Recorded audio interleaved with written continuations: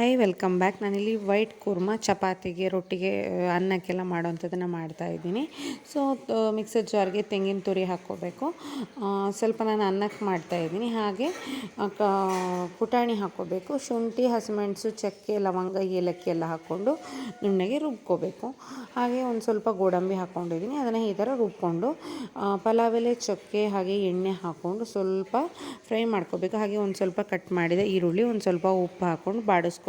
First ಇದೆಲ್ಲ ಬಾಡಿದ್ಮೇಲೆ ಒಂದು ಟೊಮ್ಯಾಟೋನ ಹಾಕ್ಕೋಬೇಕು. ಮತ್ತು ಕತ್ತರಿಸ್ಕೊಂಡ ಕ್ಯಾಬೇಜ್ ಹಾಕ್ಕೊಳ್ಳೋದು. ಅದಾದಮೇಲೆ ಬೇಯಿಸ್ಕೊಂಡ ಬಟಾಣಿ ಕೂಡ ಹಾಕ್ಕೊಂಡು ಅದನ್ನು ಮಿಕ್ಸ್ ಮಾಡ್ಕೋಬೇಕು. ಚೆನ್ನಾಗಿ ಬೇಯಿಸ್ಕೋಬೇಕು. ಬಟಾಣಿನ ನೆನೆಸಿ ಬೇಯಿಸ್ಕೋಬೇಕು. ನಾವೇನು ಬೇಯಿಸ್ಕೊಂಡಿದ್ದೀವಿ ಈರುಳ್ಳಿ, ಟೊಮ್ಯಾಟೊ ಮಿಕ್ಸನ್ನು ಇದಕ್ಕೆ ಹಾಕ್ಕೊಳ್ಳೋದು.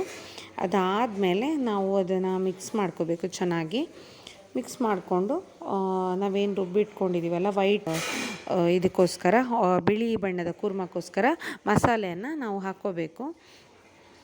ಹಾಗೆ ನೀರು ನೋಡ್ಕೊಂಡು ಹಾಕ್ಕೋಬೇಕು. ಇದು ಸ್ವಲ್ಪ ಗಟ್ಟಿ ಮಾಡಿಕೊಂಡ್ರೆ ಚಪಾತಿಗೆ, ದೋಸೆಗೆಲ್ಲ ಸರ್ವ್ ಮಾಡ್ಬೋದು.